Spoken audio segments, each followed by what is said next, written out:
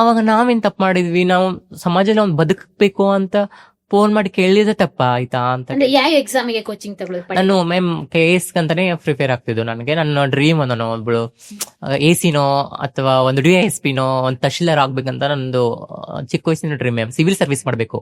ಯಾಕಂದ್ರೆ ಆ ಜಾಬ್ ಅಲ್ಲಿ ಸಿವಿಲ್ ಸರ್ವಿಸ್ ಅಂದ್ರೆ ಸಾಮಾಜಿಕವಾಗಿ ನಾವು ಕೆಲಸ ಮಾಡುವಂತ ಯಾವ ಜಾಬ್ ಅಲ್ಲಿ ಸಿಗಲ್ಲ ಮ್ಯಾಮ್. ನಂಗೆ ತುಂಬಾ ಆಸೆ ಇದೆ, ನೋಡೋಣ ಮ್ಯಾಮ್. ನಾನು KS ಎಕ್ಸಾಮ್ ಬರ್ತಿದ್ದೀನಿ, ಪ್ರಿಲಿಮಿನರಿ ಕ್ಲಿಯರ್ ಮಾಡಿ ಮೇನ್ಸ್ ಬರ್ತಿದ್ದೀನಿ. ಅದಕ್ಕೆ ನಾನು ಅಡ್ಮಿಷನ್ ಆದೆ ಒಂದ್ ಕಡೆ ಇನ್ಸ್ಟಿಟ್ಯೂಟ್, ತುಂಬಾ ಒಳ್ಳೆ ಇನ್ಸ್ಟಿಟ್ಯೂಟ್ ಸರ್, ತುಂಬಾ ಸಪೋರ್ಟ್ ಮಾಡಿದ್ರು, ಕೊಟ್ಟು ಆ ಟೈಮಲ್ಲಿ ನಾನು ಕಮ್ಯುನಿಟಿಯಿಂದ ಹೋಗೋದು ಬರೋದು ಮನೆಯಿಂದ ಹಂಗೆಲ್ಲ ಮಾಡ್ತಾ ಇದ್ದೆ. ನಂಗೆ ತುಂಬಾ ಕಷ್ಟ ಆಗ್ತಿತ್ತು, ಡೆಡಿಕೇಶನ್ ಮಾಡಕ್ ಆಗ್ತಿಲ್ಲ. ಈಗ ಸರ್ಕಾರಿ ಉದ್ಯೋಗ ಅಂದ್ರೆ ಒಂದ್ ಸಾಗರ ತರ ಇದ್ದಂಗೆ ಮ್ಯಾಮ್. ಆ ಸಾಗರದಲ್ಲಿ ಮುತ್ತು ಹರಳುಗಳು ಹುಡುಕುತ್ತಷ್ಟೇ ಕಷ್ಟ. ಆ ಟೈಮಲ್ಲಿ ಉಳ್ಬೇಕಾದ್ರೆ ನಾನು ಡಿಸೈಡ್ ಮಾಡಿದೆ, ನಾನು ಒಂದು ಅಲ್ಲಿ ಸ್ಟೇ ಆಗ್ಬಿಟ್ಟು ಓದೋಣ ಅಂತ ವಿಜಯನಗರದಲ್ಲಿ, ಬ್ಯಾಂಗ್ಳೂರಲ್ಲಿ. ಅಲ್ಲಿ ಇಲ್ಲೊಂದು ಪ್ರಾಬ್ಲಮ್ ನನಗೆ. ಓದ್ಬಿಟ್ಟು ಅಲ್ಲಿ ಸಪ್ರೇಟ್ ರೂಮ್ ಯಾರು ಕೊಡಲ್ಲ ಅಂತ ನಾನು ಗರ್ಲ್ಸ್ ಫೀಜಲ್ಲಿ ಸ್ಟೇ ಆದೆ.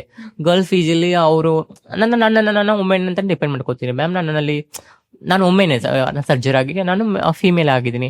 ಅಲ್ಲಿ ಒಬ್ರು ಕೆಲವು ಜನ ನಾನು ಇದು ಟ್ರಾನ್ಸ್ ಅಂತ ಗೊತ್ತಾಗ್ಬಿಟ್ಟು ಏನ್ ಮಾಡಿದ್ರು, ಎಂತಿಂತವ್ರೆಲ್ಲ ಬರ್ತಾರೆ PGಗೆ, ಎಂತಿಂತವ್ರೆಲ್ಲ ಬರ್ತಾರೆ ಅಂತ ಫುಲ್ಲು ಓನರ್ ಹತ್ರ ಫುಲ್ಲು ಎಲ್ಲ ನನ್ನ ಬಗ್ಗೆ ಕಂಪ್ಲೇಂಟ್ ಮಾಡಿದ್ರು ಮ್ಯಾಮ್. ನಾನು ಏನೋ ಅವ್ರ ಜೊತೆ ಚೆನ್ನಾಗಿ ಆಕ್ಚುಲಿ ಇದ್ರೆ ಸಪ್ರೇಟ್ ರೂಮ್ ಆಕ್ಚುಲಿ ನಂದಿದ್ದು.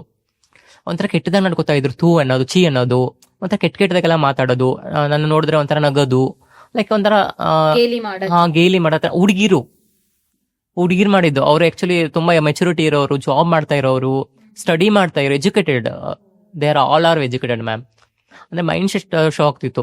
ಆಮೇಲೆ ಅವ್ರ PG ಇಮಿಡಿಯೇಟ್ ಆಗಿ ಖಾಲಿ ಮಾಡ್ಬೇಕಮ್ಮ, ನೀನು ಇರಂಗಿಲ್ಲ, ಯಾರು ಇರಂಗಿಲ್ಲ, ಟ್ರಾನ್ಸ್ ಅಂತ ಯಾರು ಕೊಡಲ್ಲ ಅಂತ ಅಂದ್ರು.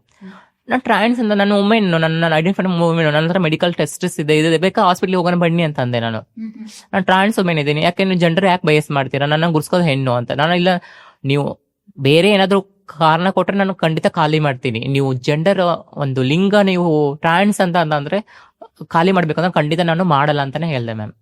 ನೀವು ವಾದ ಮಾಡಿದ್ರಿ?